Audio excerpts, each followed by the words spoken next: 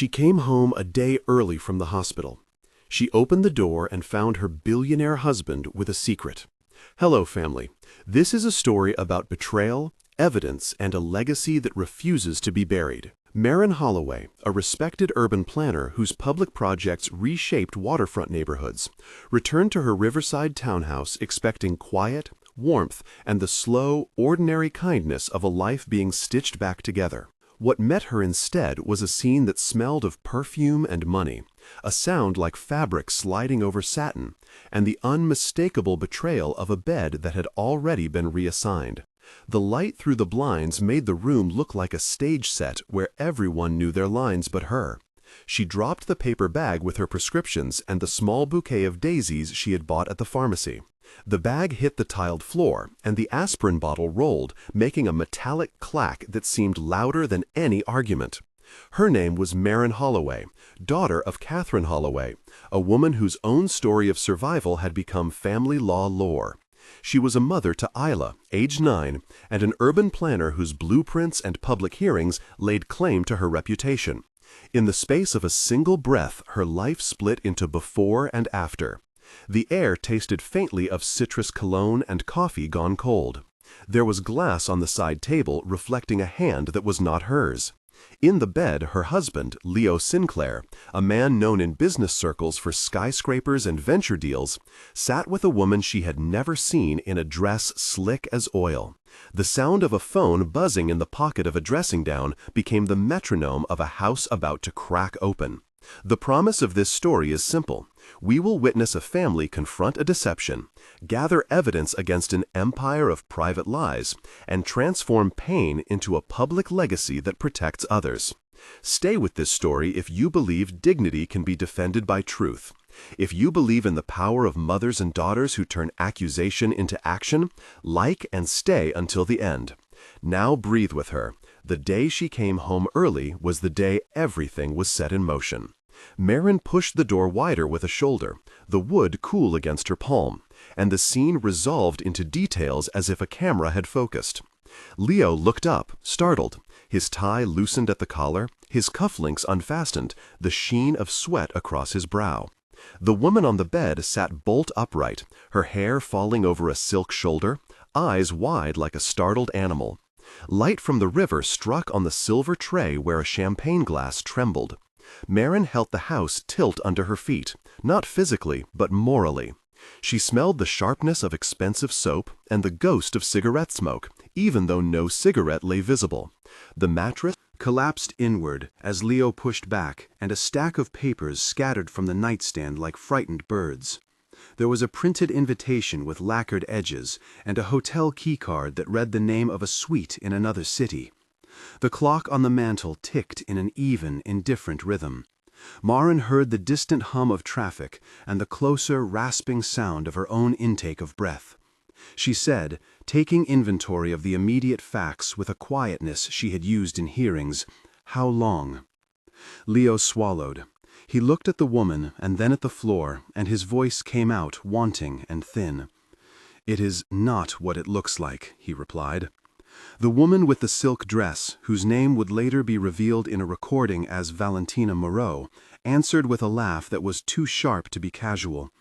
"We were just," she began, and then faltered.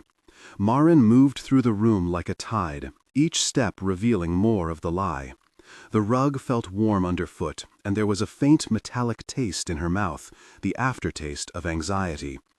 "Isla," she said to the empty house, thinking immediately of her daughter at school, thinking of the dental appointment scheduled for next week, thinking of the earnest school art on the refrigerator that would not be long in a narrative if her life dissolved. "Isla is at school," Leo said. He reached for her hand, and she did not let him. The touch was a memory that refused to be reclaimed. The conversation turned rapid, layered with interruptions, accusations, evasions. "How long?" Maren asked again. "Months," Leo said. "You never told me." "You were gone a lot," he said, as if being gone excused the rest. "You gave me no reason to suspect." Valentina said, "We did not expect anyone back this early." Maren laughed once, a dry sound. "You did not expect me back because you planned for me to be gone when the sun fell on this bed?" she said. The room felt small. The wallpaper, a muted gray, seemed suddenly like a jury. "Please, Maren," Leo begged, "not in front of the housekeepers." "There are no housekeepers here," she replied. "There is a child who comes home in the afternoon and might find your confessions folded into a pillow." Valentina's face crumpled for a second, then settled into the practiced expression of someone who had rehearsed being contrite. "I never wanted to hurt your family," she said. "Then you were ill-advised," Maren said, and the word had the weight of counsel. The metallic clack of the aspirin bottle on the tiles punctuated the sentence. The windows fogged with the change in air, like breath on glass. Someone on the street below hooted, and music played from a passing car. In the living room, a framed photograph of Maren and Isla at a school play had been tilted and left askew, as if the household had been disturbed and not yet reset. Maren stood very straight. Her heart hammered in her ears in a tempo that felt like a metronome for decision. The initial confrontation had produced a flurry of denials, half-apologies, and the first unfurling of a plan that would not accept passivity. The ambulance beeps of hospitals and the cool, sterilized smell of recovery were still recent in her memory. She had been discharged the day before after a minor procedure that had left her with tender wrists and instructions to rest. The physical vulnerability layered over the humiliation of betrayal made every sensation more acute. Her chest felt hot and cold at once. She tasted salt and fear. The light on the bedside lamp had been soft and yellow. Here, the afternoon light created sharper shadows as if marking out where trust had been cut. She called her mother with fingers that trembled not from pain alone. Maren Holloway answered after 2 rings, the voice on the other end both low and undeniably commanding. "Maren?" her mother asked. Maren heard a rustle, as if papers were being straightened. "Leo's with someone," Maren said, the sentence a small, broken thing. "Stay where you are," Maren said. "Do not speak to anyone. Take pictures, lock the doors. I am coming." The words were precise and contained a history of courtroom strategies and family salvations. The smell of her mother's perfume, a powdery lavender, came back to her in memory and steadied her like a practiced spell. She moved through the house taking photographs with shaking hands, the camera phone freezing the scene. A scarf draped across the arm of a chair, a lipstick stain on a champagne glass, a receipt with a hotel address and an amount that cut the air. Each image felt like a proof, an incision into the lie. When she put her phone away, the weight of the small device felt heavier. The house had the soft, intimate sounds of evening approaching, the dulled rumble of buses, the scrape of a neighbor's bicycle chain, the kettle's whine from a distant kitchen. Maren locked the front door, even though the steps had already been taken. By nightfall, the situation had multiplied. Maren arrived with the slow, precise movement of someone who had spent decades negotiating settlements and public outcomes. She carried a leather case that contained more than tissues and sympathy. There were contacts, numbers written on index cards, a lawyer's card with a name that announced competence, and an old photograph of the family at a memorial service, where Maren as a child had stood solemn and steady. Maren's presence shifted the energy of the house from shock to strategy. She smelled of old books and sandalwood and commanded the room with an economy of words. "We will not let rumor and rumor make law," she said, then turned to Maren and, very softly, "Tell me everything. Start from the beginning and do not censor the details." Maren did as she was told, and as she spoke, she reconstructed the timeline. The lunches, the invoices, the weekend trips that had been passed off as business, the gifts that had been paid for with company accounts. The details accumulated like ledger entries.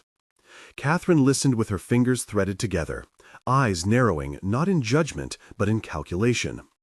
"There is a pattern," she said finally. "We will need more than emotion. We will need documents, recordings, transfers, and testimony. We will build a case the way you build a park. Start with the foundation and lay the stones carefully."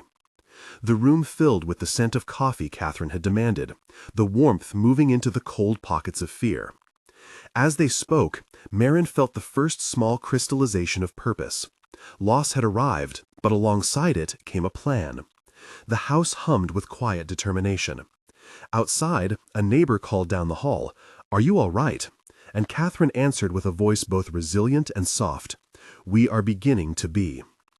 Isla returned from school that evening with a backpack sagging with art projects and an appetite for chicken soup. She entered the house and paused, her small body framed in the doorway, a child's radar catching adult ruptures. The moment the child saw Leo, her face registered something older than confusion. She clutched a paper crown and a glue stick in her sticky hands. "Mom?" she asked, and her voice held expectation and the unblemished moral clarity children often possess. Maren crouched down and hugged her, feeling the child's breath, smelling the powdered milk from the snack she had eaten, the sugar tang on the fingers. "Mommy's fine," Maren said, and this half-truth was an armor. Isla's presence complicated everything and quickened the need for decisive action. Catherine took the child by the hand and led her into the kitchen, asking about school in a way that made the child look up with the fierce faith that children place in elders. "How was art?" Catherine asked. Isla lit up and recited what she had made, ignoring the undercurrent of adult problem. The domestic normalcy of soup ladles, paper crowns, and homework scattered in the kitchen was a necessary camouflage for the tactical operations that had begun in other rooms. That night, Maren dug through drawers, found email chains, invoices, and a small leather-bound notebook she had not seen before tucked behind a stack of old architectural sketches. Her fingers tasted of the residue with tea as she turned the pages. The journal had dates and shorthand notes, names written in capital letters, places compiled into a map of encounters. The smell of ink and cedar came up as she paged through it, and the words seemed to rearrange the past with a horrible clarity. There was a pattern of payments to a shell company, references to suite arrangements, and a shorthand line that made her eyes sting. "Valentina Inns, 8 p.m., 7:12. She felt cold and then hot, as if flushed by a fever of betrayal. She photographed each page, cataloging them like archaeological finds. Each image uploaded to her cloud with a soft whir. The house no longer felt like the place that protected a family. It had become a staging ground for evidence gathering. The next morning, Maren met with an attorney named Lydia Park, a woman whose reputation for precision equaled Catherine's for moral force. Lydia was mid-40s, with glasses that slid down her nose and a voice that measured time like a metronome. She smelled faintly of citrus and old legal pads. Across from Lydia sat Benjamin, a journalist who had covered corporate malfeasance and knew how to frame narratives without cheap sensationalism. A neighbor, Rena Torres, who owned a bakery downstairs and kept a watchful eye on comings and goings, was also present, offering the kind of local witness testimony that often got lost in corporate sprawl. There was also Dr. Amir Patel, Maren's physician, who had the clinical calm of someone who saw human bodies as systems to be set right. Nurse Simone from the recovery ward had provided insights into Maren's discharge papers and had agreed to be a witness if needed. A technology forensic specialist, Jonah Reed, was on a call, his voice coming through the speaker as he described how digital footprints could be traced across cloud backups, hotel bookings, and payment transfers. Each person offered a thread to pull. Lydia said, "We will issue subpoenas, but first we need a narrative that holds in the light. We will obtain hotel logs, credit card records, and timestamps from cloud accounts. We will look for a pattern of financial transfers that cannot be explained as expense reimbursement. We will preserve everything now." Jonah described in clear technical language the steps he would take: preserve device images, hash the files to secure integrity, extract metadata from photographs and messages, request preservation letters to the hotel and telecom providers, and compile a timeline that matched physical evidence to digital traces.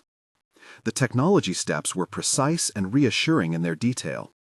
The smell of warm pastries from Rena's bakery mixed with the clinical tang of legal pads and the metallic scent of a stapler.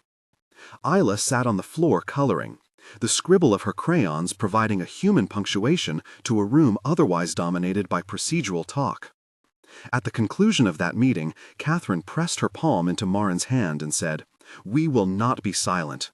This family will be the author of the truth." There was a filial steadiness in her voice. Lydia added, "We will prepare a notice of potential litigation and a request for records. We need more than accusations. We need proof that survives scrutiny." Benjamin nodded, his pen paused over a reporter's notebook, eyes scanning for a thread that could articulate the human element without reducing it to gossip. "I will report with care," he said. "You decide what you want public and what you want legal. My job is to ensure the context is fair." The smell of coffee and paper anchored the room in reality. They decided the first practical step was to secure the leather-bound journal and to retrieve bank statements and hotel records dating back a full year. That afternoon, Maren visited the riverside garden behind the townhouse, a small plot of geraniums and roses that she had planted with Isla the previous spring. The soil under her fingernails felt like something she could still hold on to. She dug a small hole and retrieved a wooden cigar box she had intended as a time capsule for Isla. Inside, beneath a stack of Polaroids, she found a crumpled receipt and a hotel keycard that did not belong to their account. The tactile sensation of the rough wood and the sweet dirt grafted onto her hands was grounding. She smelled the earth and the metallic tang of the keycard. There was also a folded note in a slanting script that read, "When the gala comes, meet me after." The garden had always been a place of refuge. Now it held a clue. Rena the baker, who popped in to water her herbs as a neighborly habit, noticed Maren's hands and offered a towel and warm soup. "You look like you could use both," Rena said. Her voice was a soft doe of kindness. "If you want witnesses, I can tell them you were home," she added, and the simplicity of the gesture was unexpectedly powerful. People who had watched Maren speak at planning meetings and watched Leo give campaign donations at launch parties now watched in small, concrete ways. Bringing soup, lending a phone charger, offering legal referrals. The community began to reorganize itself to support a woman who had been publicly associated with success and now stood in private exposure. At roughly 30% through this story, a moment arrives where we ask you to join the conversation. Empathy matters here. If you were Isla in this story, what would you say to your father? Begin your comment with the words "I would say" and tell us a single sentence that captures what you think is most important. Your comments help others feel seen and help us create content that explores legal and emotional recovery. We read and respect every story, and comments will be moderated with care. Now, returning to the narrative, Maren and her circle of support proceeded to build the document trail that would be needed to take this from a private wound to a public reckoning. The investigation widened. Lydia Park filed preservation requests with the hotel chain, and Jonah Reed executed a forensic imaging of Maren's and Leo's devices under a chain of custody procedure, the kind of technical work that reads in 3 steps: acquire, verify, and analyze. Jonah explained how images often contain embedded metadata, such as GPS coordinates and timestamps, that can prove presence at certain locations and times. He described how financial transfers could be subpoenaed for a month before and after the dates in the leather notebook. He explained, in terms accessible to everyone gathered, that the combination of hotel logs, payment histories, cloud backups, and direct testimony would create a matrix of evidence robust enough to withstand a defense that might try to frame the relationship as consensual and innocent. Simultaneously, Benjamin began to lay the groundwork for a careful press release that would not inflame but would state facts and mark the family's intention to pursue legal remedies. "We will not be sensational," he said, "but we will be clear." The morning trips to the courthouse were interleaved with visits to the bank, where a relationship manager named Tomas Rivera indicated he could pull archived statements if presented with the right legal requests. Tomas smelled of cologne and paper, and he moved through the bank with the practiced discretion of someone who knew how to protect private clients.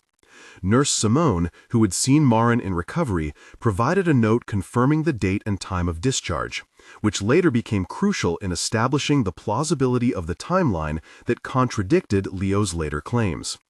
As evidence piled up, a public strategy took shape.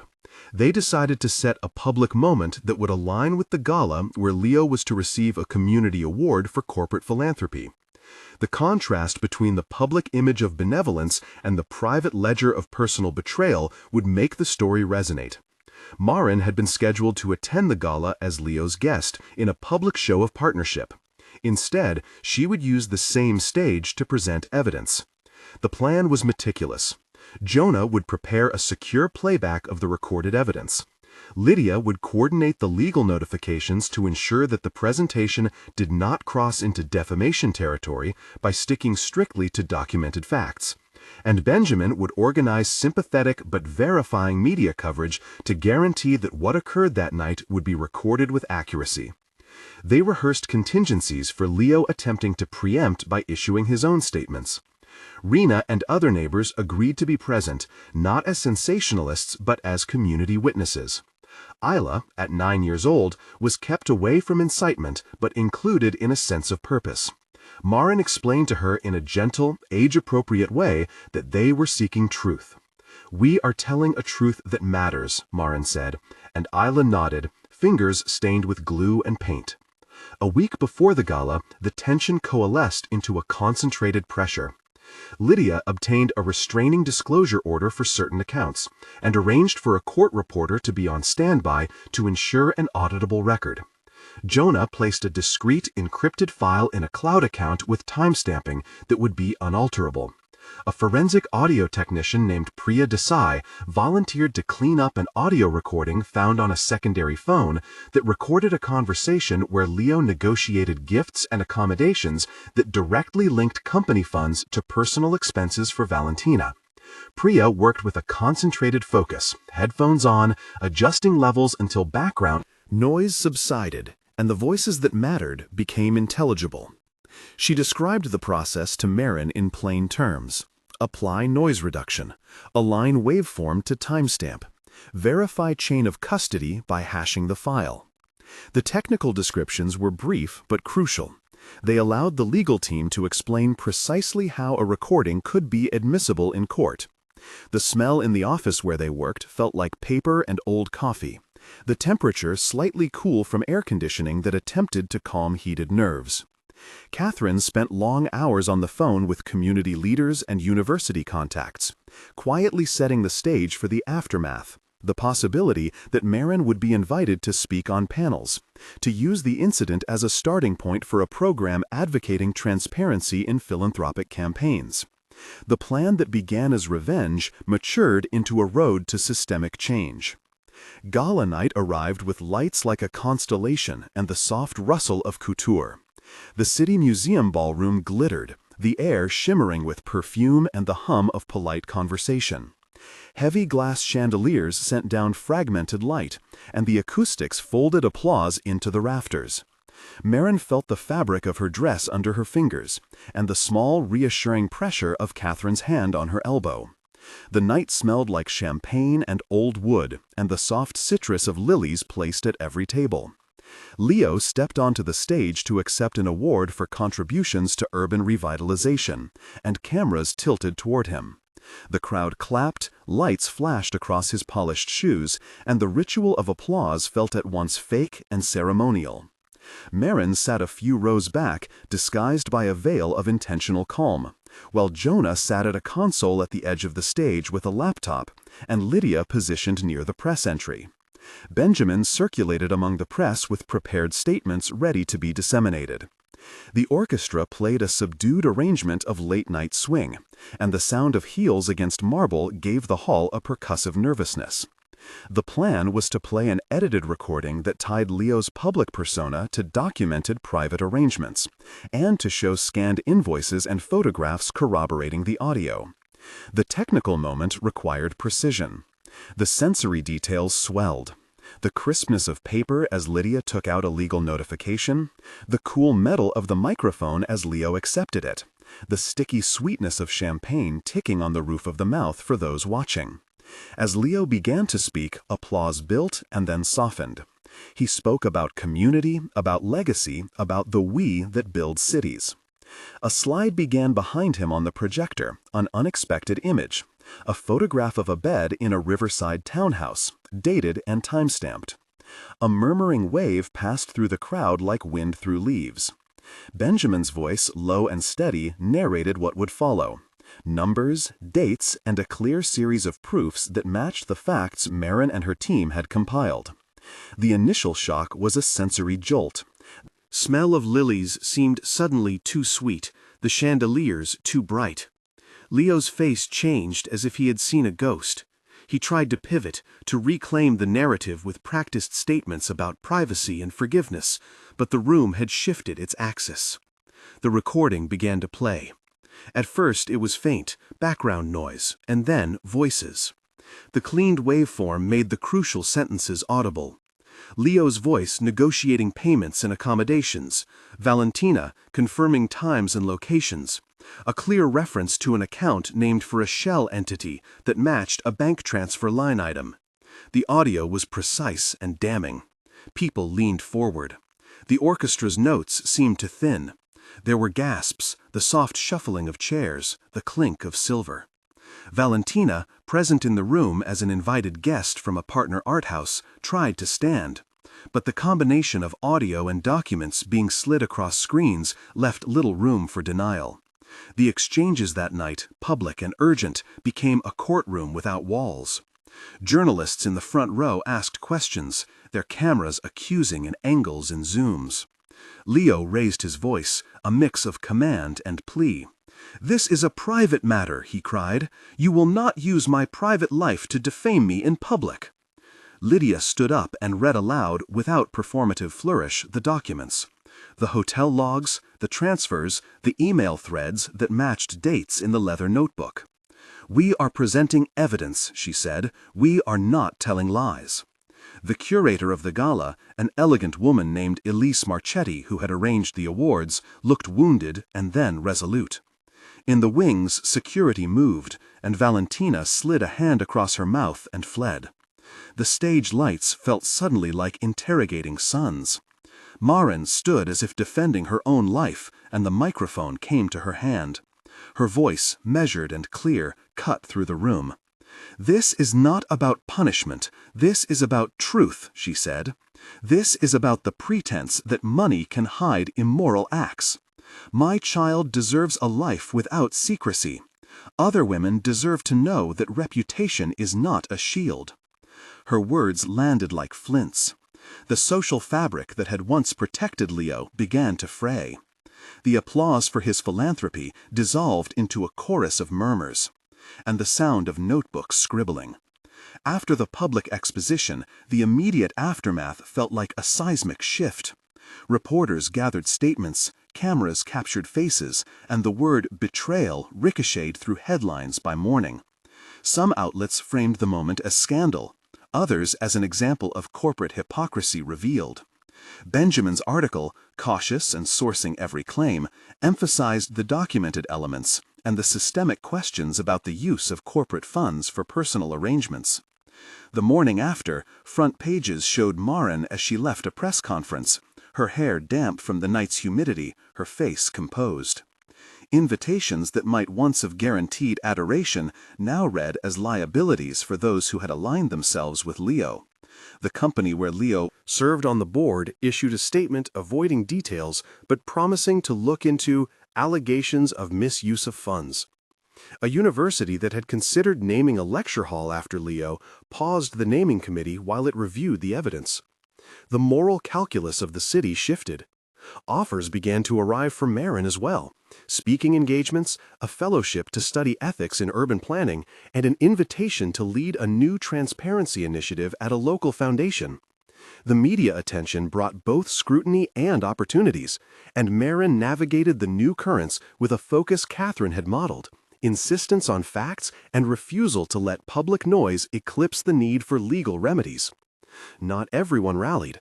There were painful conversations with old associates who feared association. A colleague, Nathan Hale, who had once praised her work on a waterfront project, called and said, "I wish you would have told me in private," then added quickly, "I mean that I wish for better days." The tone was apologetic and tentative. Rena the baker, who had always supported her quietly with late-night pies and a listening ear, wrote an op-ed in a local paper about community accountability. Thomas at the bank confirmed certain wire transfers after subpoenas, and his testimony would later establish a pattern. Dr. Amir Patel issued a statement confirming details of Maren's medical discharge and the vulnerability that had made the betrayal especially grievous. Jonah sent the final forensic report to Lydia, with metadata clearly aligning recording timestamps to hotel logs. The legal team felt confident. The public narrative, once set in motion, could not easily be undone. The court of public opinion had sided in varying ways, but key civic institutions began to distance themselves from Leo until the investigation concluded. Weeks later, after pre-suit negotiations and the filing of a civil complaint for misuse of corporate funds and emotional damages, Leo sought to return to the family home to plead for reconciliation. The scene of his plea was mundane in its domesticity. He brought daisies and a limp apology, his voice smoother than when the first confrontation had occurred. He said, "Maren, I made a mistake. I want to come back. I want to rebuild." Maren listened, feeling the texture of the petals between her fingers, their stem barbs nicking her skin in miniature, as if the flowers themselves resisted the reconciliation. Isla watched from the top of the stairs, coloring in a book and listening, not just with her ears, but with the moral clarity children often possess. The conversation that followed had the intensity and cruelty of old wounds reopening and the possibility of final closure. "Do you regret what you did, Leo?" Maren asked, and this simple, direct query held the weight of a trial. Leo's answer meandered, toggling between remorse and self-justification. "I regret the hurt. I regret the exposure. I regret the impact on our family." He paused. "But I am not the villain you make me." Maren heard the sentence and the admission, but noted the absence of an accounting for the payments, the misuse of funds, the pattern of concealment. The room smelled of dust and the paper of formal complaints waiting on the table. Isla stood and, with a child's bluntness, asked, "Why did you do it?" Leo floundered, and in that instant, the old script of privilege failed to answer a child's elemental inquiry. The confrontation that followed stretched into a series of exchanges that were, at times tender, at times brutal. There were 12 direct conversational turns between Leo and Maren that night, each one a measured probe. "I thought you would understand," Leo said. "Understand what?" Maren asked. "That business requires flexibility," he answered. "Flexibility is not permission to hurt me or our child," she replied. "I tried to tell you through hints," he said. "Hints do not authorize deceit," Maren said. "I need to know if you will change," she said later. "Change takes time," Leo said. "How long?" she asked. "We can try couples therapy," he offered. "We can try," she replied, and the exchange revealed the gap between desire and accountability. The physical sensations in the room, clammy palms, a temperature that rose with argument, the bitter taste of coffee left in a mug, made the dialogue an embodied event. In the end, Maren decided that the trust that had been broken required conditions that Leo could not quickly meet: full financial transparency, cessation of secret communications, and ongoing legal oversight. He left that night with the flowers wilted in his hands. The legal proceedings advanced with an exacting grind. Lydia filed claims for restitution and for the tracking of corporate funds diverted for private expenses, outlining charges that described a deliberate pattern of misappropriation. The legal language was technical but accessible. It included references to statutes concerning misuse of corporate assets, breach of fiduciary duty, and civil claims for intentional infliction of emotional distress. The attorney summarized the procedural steps: filing a complaint, serving summons, discovery, including written interrogatories and document requests, depositions under oath, and a potential trial if settlement failed. They also included the possibility of mediation, a step that could avoid an extended public spectacle, but which the team approached cautiously, given the public interest. Throughout, the team maintained a clear record with timestamps and verified hashes of audio files. The process felt slow and deliberate, a contrast to the immediate heat of the gala, yet it was the necessary work to secure remedial outcomes. As months passed, the media cycle evolved, with op-eds dissecting the ethical responsibilities of philanthropists and the duties of boards to vet the personal dealings of their members. Invitations to speak multiplied for Maren, framed not as capitalizing on pain, but as a platform to advocate for institutional transparency. An offer from a civic university to lead a short-term study on the intersection of public image and private ethics became an avenue to transform personal violation into public good. The community offered support in small but meaningful ways. Rena baked a celebratory cake when Maren was appointed to the study panel. Tamaz at the bank delivered a letter confirming cooperation with subpoenas. Dr. Patel provided a reference that helped validate Maren's stability in the public eye. Isla grew more resilient, learning that bravery can sometimes mean telling the truth, and that the adults in her life could stand for that truth. A final, decisive confrontation occurred 6 months in a deposition room where the litigation pressed the private details into a record. Leo sat across from a recorder, lawyers aligned on either side. The room smelled of recycled air and menthol gum. The fluorescent lights buzzed with a bureaucratic monotony that made each question heavy. There were moments of high tension. Maren listened as admissions and evasions alternately surfaced. The deposition included 14 exchanges of question and answer that revealed both the extent of the transfers and the sequence of decisions that had led to the pattern uncovered at the gala. In a crucial exchange, the currency of truth shifted. "Did you authorize payments to the account named Moreau Holdings?" Lydia asked. "No," Leo said. "Is this your signature on the transfer request?" asked Lydia again. Leo's voice cracked. "I do not remember," he said. The pause carried like a bell. The deposition transcript entered that answer into the public record and eroded the final defenses of plausible deniability. The hearing room hummed with the sound of pens, the scrape of paper, and the faint sighs of those who had watched a private life unravel in public. The consequences rippled outward.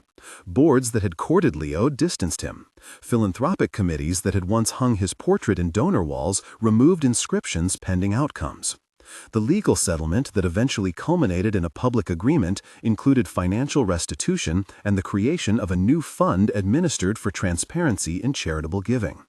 The agreement was the product of negotiation and legal leverage, and while it could not undo the private pain, it converted the loss into a public instrument for good. Maren insisted on the creation of a foundation aimed at supporting young women pursuing careers in city planning and architecture, a program that would offer scholarships and mentorships. The foundation carried a name that honored both her mother and the idea of persistent civic repair. The city, learning from the controversy, updated its rules for corporate recognition and instituted a review process to ensure donations attached to naming rights would include ethics clauses. In personal terms, the rupture opened room for reconstruction. Maren redesigned her home office and converted a guest bedroom into a small community room where women could meet to learn about financial literacy and legal rights. She found work that matched her values, projects that emphasized inclusivity and transparency in urban design. Isla watched her mother develop a new rhythm, one that mixed grief and rigor, sorrow and public action. Catherine, the matriarch, watched and smiled at moments when she saw the continuity of a family legacy of courage. The man who had once occupied a place of power in their household learned that public influence had limits when private honesty was absent. He moved away from the city and engaged in counseling and reparative steps under the terms of the settlement. But his reputation had shifted irreversibly. The epilogue comes in 3 movements that mark measurable change and the shaping of a new legacy. 1 month after the settlement, Maren had established the Foundation's steering committee, registered it legally, and secured seed funding drawn partly from the restitution and partly from community donors who had been moved by the story. The community room in her townhouse hosted its first workshop on women and fiscal agency, and 10 women from local neighborhoods attended. The sensory details of that first meeting remain. The smell of brewed coffee, the rustle of printed materials, the bright color of sticky notes on a whiteboard. The foundation's website went live with a page that explained its mission and provided application forms for a mentorship program. 1 month later, the media coverage had shifted from scandal to resilience stories, and several local radio stations ran segments about the importance of ethical philanthropy.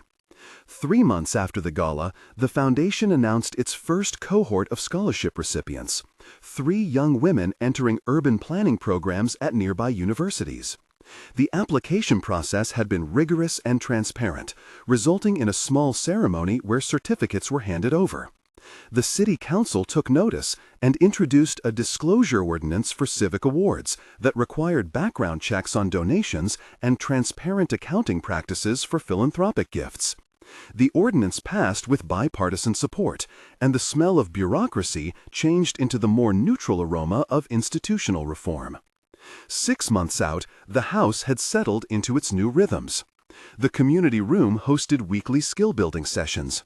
Rena's Bakery sponsored sandwiches for meetings, and Nathan Hale publicly acknowledged the city's shift toward better practices.